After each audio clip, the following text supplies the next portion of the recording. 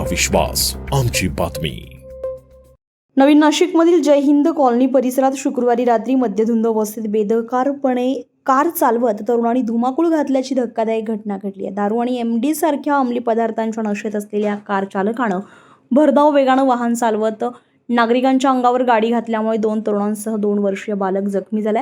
तसेच एका घराचं गेट आणि इतर वाहनांचंही मोठं नुकसान झालं। या प्रकारामुळे परिसरात काही काळ भीती आणि तणावाचं वातावरण निर्माण झालेलं होतं।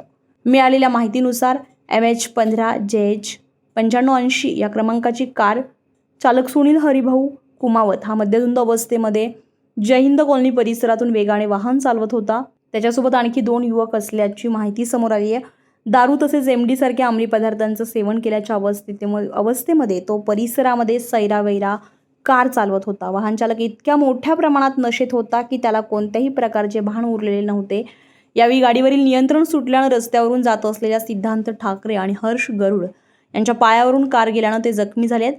या धडकेमध्ये जवळच असलेली 2 वर्षीय बालिकाही जखमी झाली आहे। सुदैवानं मोठा अनर्थ टळला असला तरी या घटनेमुळे परिसरात भीतीचं वातावरण पसरलंय। अपघातानंतर कार थेट एका घराच्या गेटवर जाऊन आदळली, त्यामुळे त्या घराच्या गेटचं मोठं नुकसान झालंय। तसेच एका वाहनालाही मोठं नुकसान झाल्याची माहिती परिसरातील नागरिकांनी दिली आहे। अचानक घडलेल्या या प्रकारामुळे परिसरातील नागरिक मोठ्या संख्येने घटनास्थळी जमा झालेले आणि संताप व्यक्त केलाय। घटनेनंतर परिसरातील नागरिकांनी तात्काळ धाव घेत संबंधित युवकाला पकडलं, मात्र त्याच्यासोबत असलेले अन्य 2 युवक घटनास्थळावरून फरार झाले।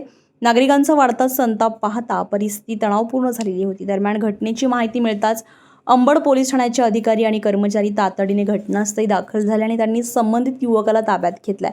परिसरातील नगरसेवक शरद फडोळ, दीपक दातीर आणि प्रतिभा पवार यांना नागरिकांनी माहिती दिल्यानंतर त्यांनी तात्काळ घटनास्थळी धाव घेत परिस्थितीची पाहणी केली, तसेच जखमींना मदत करत पोलिसांना सहकार्य केले। सदर कारची तपासणी करताना वाहनामध्ये मोठ्या प्रमाणात दारूच्या बाटल्या आढळून आल्याची माहिती समोर आली आहे। तसेच या घटनेदरम्यान कारचंही मोठ्या प्रमाणात नुकसान झालंय। नागरिक संतप्त होऊन युवकाला मारहाण करण्याच्या तयारीत असतानाच अंबड पोलिसांनी वेळीच घटनास्थळी पोहोचत परिस्थिती नियंत्रणात आणली आहे, त्यामुळे संभाव्य अनर्थ टळलाय। या घटनेनंतर परिसरामध्ये शेकडो नागरिक जमा झाले होते, तसेच बघ्यांचीही मोठी गर्दी झालेली होती। या प्रकारामुळे जय हिंद कॉलनी परिसरातील नागरिकांमध्ये तीव्र संताप व्यक्त होत असून मध्यधुंद अवस्थेत वाहन चालवणाऱ्यांवर कठोर कारवाई करण्याची मागणी करण्यात येते। अंबड पोलीस ठाण्यामध्ये या प्रकरणी गुन्हा दाखल करण्यात आला असून पुढील तपास अंबड पोलीस करत आहेत। जेव्हा मी बघितलं प्रकरण तर एक गाडी होती, टियागो का टाटा होती, तिने डायरेक्ट सारखी तिथं चक्रा मारत होती। ते 3 जण होते। आता मेन अक्युज इथं आहे, त्याचे आई वडील पण आहे इथं।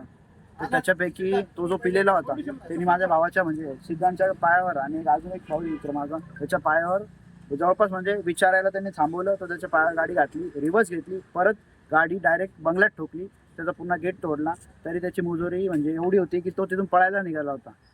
तरी यांनी थांबवलं, त्याला काढलं, त्याला ते काका होते आमचे ठाकरे काका, त्यांनी बाजूला नेलं, त्याला वाचवलं, नाही तर तो आता नसलं। आणि तो एवढा पिलेला आहे, त्याला सूद नाही आहे आणि गाडीत इंजेक्शन किंवा काय। सागर चौधरी, आपलं शासन, नाशिक। आपलं शासन, तुमचा विश्वास, आमची बातमी।